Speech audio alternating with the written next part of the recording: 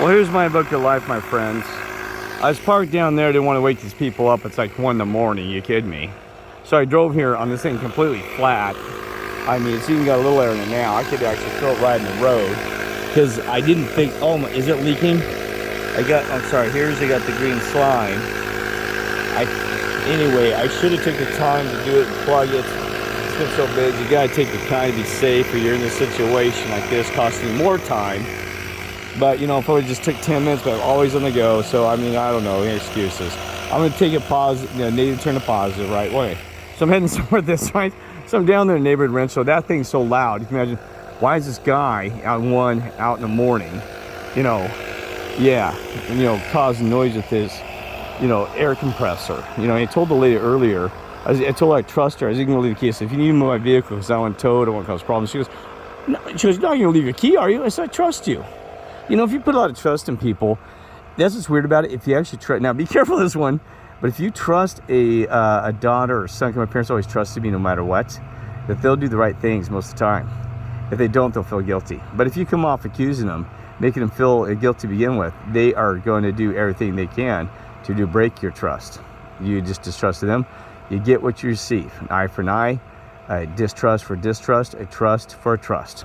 So, there's times I actually confess to my mother. I came home and I'm like, Mom, when I was a teenager, I kind of did something stupid. Sometimes I hit it, and she'd know it later. She goes, I was going to break our relationship, Kirk. I knew about that time that you and your buddies had poured out all I'm sorry she did this. She told me this like 30 years later. You can't see anything behind a mother. She goes, I just didn't want to. So we'd actually taken like, I can't remember, vodka or something clear. Because she did not drink in my house. There was rum. That was rum, actually.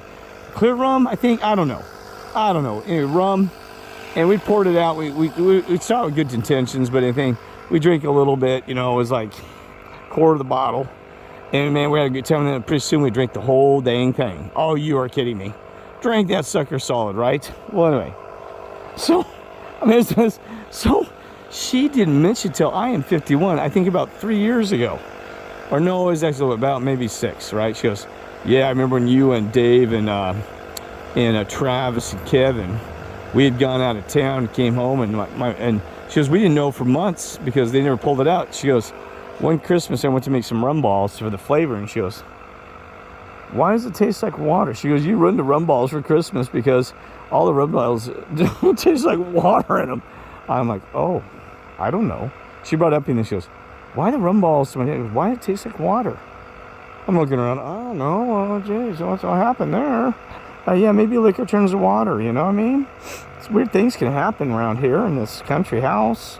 Well, she said, we knew, we just didn't want to bring it up. She said, and that, whether that's right or wrong, I don't know, because she kept the trust, but, whatever, she knew how to be a great mother. My dad was a great father. So, I mean, there's times that there's a story about we were drinking, shouldn't have been, out in the country, and parked on the side of a road. I mean, it's deader than this thing. I mean, nobody drives, everything lights. It's way out in the middle of Montrose. With, Travis, sorry for bringing this up because you're a state patrol now. I think you're still an officer at Grand Junction, right? But maybe officers begin at humble beginnings. Maybe they're more understanding, know how to deal with drunk drivers by, not that he's drunk. We always used our common sense. So I'm not kidding. We always said, we drive you home, but do not drive. We take keys away. We get in fights over this. I mean, not to mention you, Kevin, Dick. Man, I'm telling you, we used to get in fights with him because he's like, I'm driving my truck. I'm like, no, you're not, bud. He goes, yes, I am. Get on my way. And boy, I'm telling you, we would get in fights. So Travis probably experienced with Kevin Dick, even an officer. He's like, it probably made him somehow deal with that. Deal with people who are violent and drunk. Because he had to deal with it with a friend. I mean, this guy would come out swinging and punching at you. But we always calm him down with words. Travis is very kind and patient. Even then, so he probably that transferred. I don't know his story now. I've never heard him on the news. Not only his officer lost his mind, so it probably helped him at a young age to be a good state patrolman and officer. Because, yeah, I mean, seriously. So that's probably where, it sounds crazy. His training probably with God, and he doesn't even realize it, came from just being and they taught me things too. Travis taught me about respecting officers and things like this. Oh, hold on, hit that pole. Yeah. So I'm back to this. So yeah, I'm not kidding you. So the story was, so out there in this Sheriff pulls up, and he knew we had been drinking. And I had the same excuse. I'm like, well, he comes in my window, and I'm driving. He goes, are you guys all right tonight? And I said, yeah. My buddy and I were just talking. We had some girl issues. He's like, oh, okay. He said, I'll be right back in a second. We're sitting there. He goes, let me see your ID. Comes back. He said, no, Kirk. I never use words. You know, he goes, I'm a sheriff, but I know that your mother's Montrose finance director. She goes, you know what your mother would do if I called her? I think it was like 12:30 in the morning. Tell her that I got you in a country road that, he said that, you know, and he goes, I know you guys had a couple beers. But he said, I'm not going to talk to her about it. I'm not going to get out of bed. He said, you're just going to go straight home, right? I'm like, yeah. So we did. Yeah, we actually did go home. And because like, oh my God. So my mother did not mention a word about it. I think it was a week later. Would she mention about that time? Yeah, I think she did. About a week later, she let it settle with us for a while. She goes, so we're going out next week. She goes, you going out again this weekend? I said, yeah. She goes, you want Travis and the guys? I said, yeah. She goes, by the way, one of the, I guess you were heard on the radio, the dispatch for Montrose County and with the police. The sheriff had said he went up to you and Travis and said that these guys were sitting on the side of the road talking about girlfriends or something. And they've been drinking a little bit. He said, I think they're okay. He said he used good discernment. He goes, I'm going to watch them drive away because they're fine. I'm going to follow them a little bit. He did. My God, he followed us from like, a quarter mile behind us. Made me nervous as crap. I'm like, why is the sheriff still following us? I said, Travis, he said, go ahead and go home. He's just making sure we're going home. Are you kidding me, bud? God, he was still following us. And so anyway, he goes, she said, yeah, I heard you and your Travis buddy up there maybe been drinking aside of the road. I said, well, Mom, we may have had a beer or two, but that was it.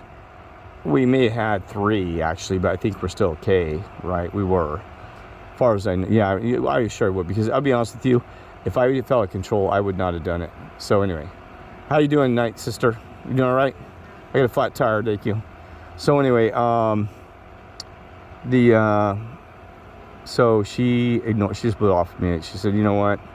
I guess because it's honest. I don't know, because I didn't try to cover it. So she did say, well, try not to do that again or something, right?